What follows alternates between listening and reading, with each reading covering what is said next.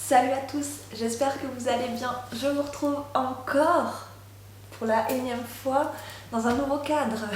Comme vous pouvez le voir à côté de moi, j'ai pris tous mes romans. Et comme vous avez certainement pu le voir aussi dans le titre de la vidéo, on va parler de la façon dont les autres, dont ma vie a impacté mes romans.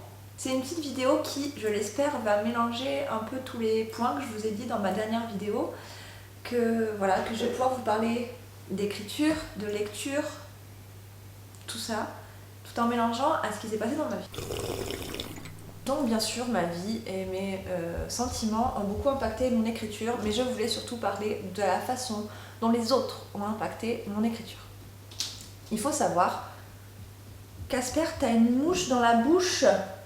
Il faut savoir que, alors, je pense pas que les personnes dont je vais parler vont passer sur cette chaîne. Si jamais c'est le cas, je voudrais juste dire qu'il n'y a pas de rancœur. On a eu besoin de l'autre personne à un moment donné et les choses ont changé, on a changé, notre vision du monde a changé et les chemins se sont séparés et ça arrivera. Il y a une citation, elle ne me vient pas en tête exacte, je vais la paraphraser, mais on dit qu'en fait, on a besoin de certaines personnes à un certain moment précis et que on s'est aimé à ce moment-là, on s'est apprécié, que ce soit amical et tout, mais que c'est normal qu'à un moment donné, les chemins se séparent et qu'on ne peut pas avoir toujours les mêmes personnes dans notre vie tout au long de notre vie.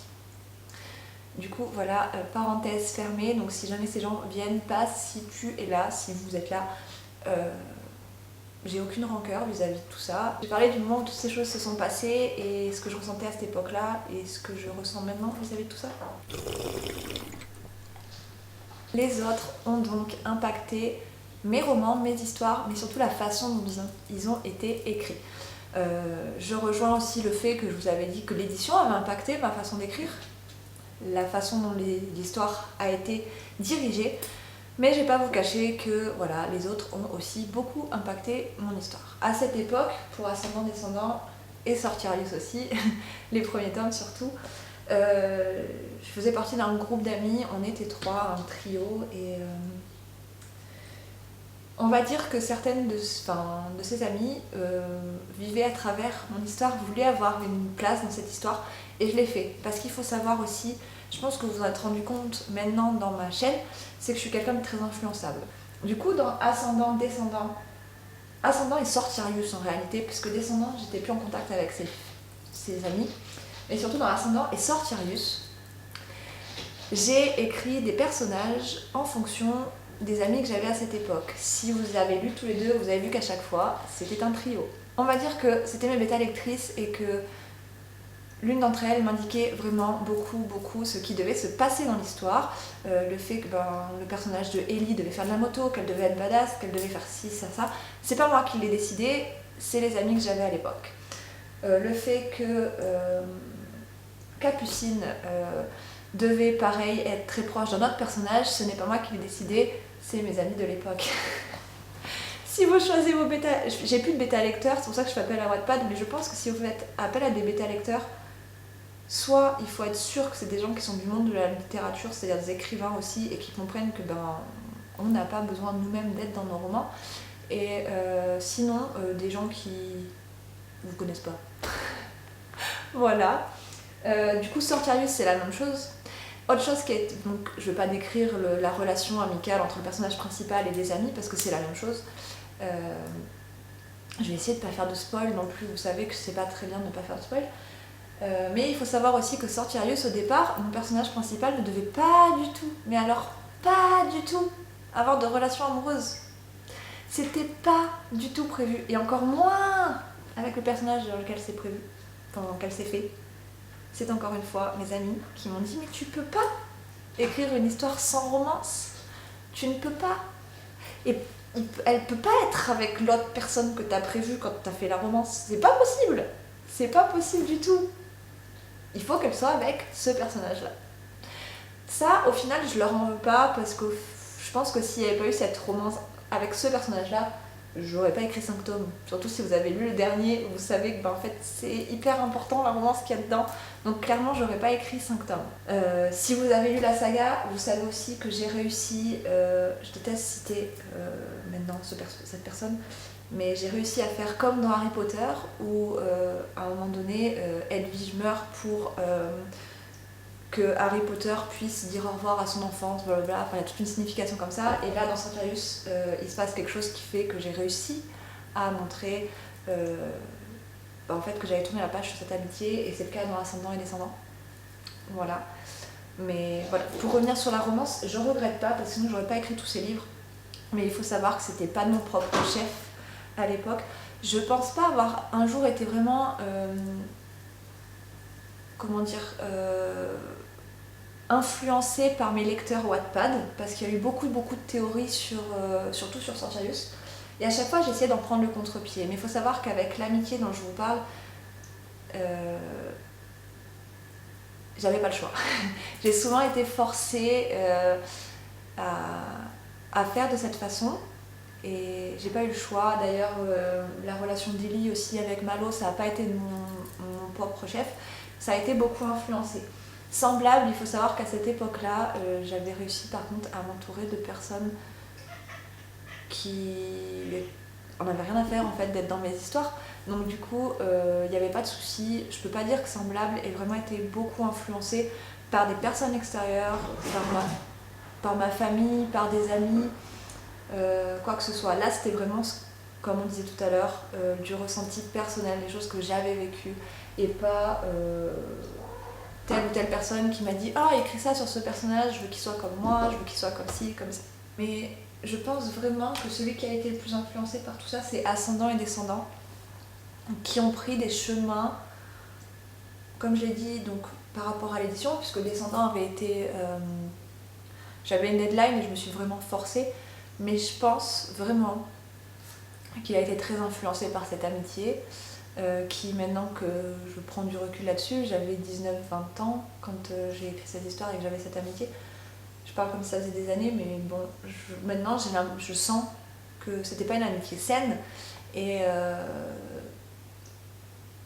c'était pas une amitié saine, et malheureusement je suis un peu triste qu'elle ait impacté mes romans, et en même temps je me dis que c'est pas grave parce que mes romans ont plu de cette façon-là, et qu'au final moi je les apprécie aussi de cette façon-là. Mais il faut savoir du coup qu'il y a eu beaucoup de choses un peu à l'eau de rose dedans qui ne venaient pas de moi. Mais voilà, en y regardant maintenant, c'est pour ça que je vous dis aussi que il y a une certaine maturité qui s'est développée entre Ascendant, qui est mon premier roman publié, et Sortirius, qui est mon dernier roman publié, mais surtout dans Semblable. On peut voir une différence, et aussi parce que j'ai su me fermer un peu pour l'écriture à ce que les gens m'influençaient. Faux. Faux, parce que Sortirius, il se passe dans le dernier tome un truc hyper grave, et c'est pas moi qui ai eu l'idée. Mais je peux pas dire que c'est vraiment une influence, c'est que j'ai dit tout ce que je voulais qui se passe dans mon roman à mon copain. Et que j'étais coincée, j'avais zéro idée pour la suite, pour le dénouement, et du coup il m'a aidé, il a eu cette idée. Donc encore une fois, et c'est quand même un point là positif, c'est que mon copain m'a donné l'idée qui, je trouve, était l'idée du siècle. Vraiment, il faut rendre à César ce qui est à César, je sais pas si c'est ça l'expression. L'idée du siècle dans le tome 5 ne vient pas de moi, il vient de mon copain qui ne lit pas, qui n'écrit pas, mais voilà. Il faut savoir que du coup, l'influence des autres n'est pas forcément mauvaise. Et on dit souvent aussi que les écrivains, quand ils n'aiment pas quelqu'un, ils le mettent dans leur roman pour les tuer. C'est pas tout à fait vrai. Mais si, en fait, il y a des gens que j'ai tués dans mes romans qui pensaient à quelqu'un que je connaissais. Mais pas toujours. Ce que je voudrais que vous et que moi, nous tirions de conclusion en fait de ça, du fait que les autres peuvent impacter nos romans, en bon comme en mauvais, c'est de savoir de qui s'entourer et à qui parler de ses livres. Et je sais que c'est difficile parce que des fois on croit faire confiance à quelqu'un et c'est pas le cas.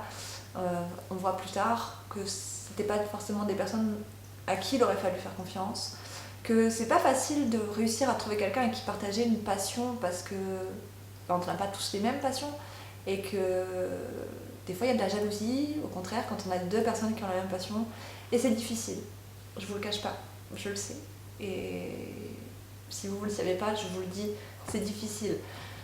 Mais réussissez à ne pas oublier que vos romans, c'est vos romans, c'est votre univers. C'est pas celui des autres, c'est pas celui de vos amis qui voudraient que vous leur écriviez une vie parfaite. Pour ça, il y a les Imagine, j'en écrivais, et des fois je me dis peut-être que c'est à cause du fait que j'ai commencé avec les Imagine que mes amis se sont dit moi je veux être dans le roman aussi, je veux avoir ma petite place, je veux que l'histoire se passe bien pour ce personnage qui me ressemblera. Peut-être que c'est de ma faute. De toute façon, quand il y a des soucis entre deux personnes, chacune a sa part de responsabilité. Mais voilà, je vous invite à réussir à trouver des gens qui vous liront, mais pas qui vous liront pour être dans votre roman. Des gens qui vont lire le roman en se disant « je m'identifie à telle ou telle personne, mais ce n'est pas moi. C'est pas mon histoire. C'est pas mon rêve. C'est le roman que mon ami a réussi à écrire et dans lequel je n'ai pas à impacter tant qu'on ne me demande pas d'impacter. Si vous avez besoin d'aide, bien sûr que vous pouvez demander à vos amis et tout, mais vous triez ce qui vous convient ou ce qui ne vous convient pas. Des fois, il va y avoir des moments où les gens vont vous donner des idées, vous êtes là, waouh, c'est merveilleux, c'est ce que je veux. Ça reste un coup de main qu'ils vous ont donné, et vous vous appropriez l'idée qu'ils vous ont donnée, mais si vous l'avez demandé. Faut pas vous laisser genre vous dire il m'a dit d'écrire ça, il faut absolument que je sois là-dedans, ok, ça me plaît pas trop, mais je vais lui faire plaisir, je vais écrire un roman sur lui. Non, c'est pas le but c'est de vous faire plaisir. Donc ne vous laissez pas influencer par les autres, prenez de vous, prenez de votre entourage.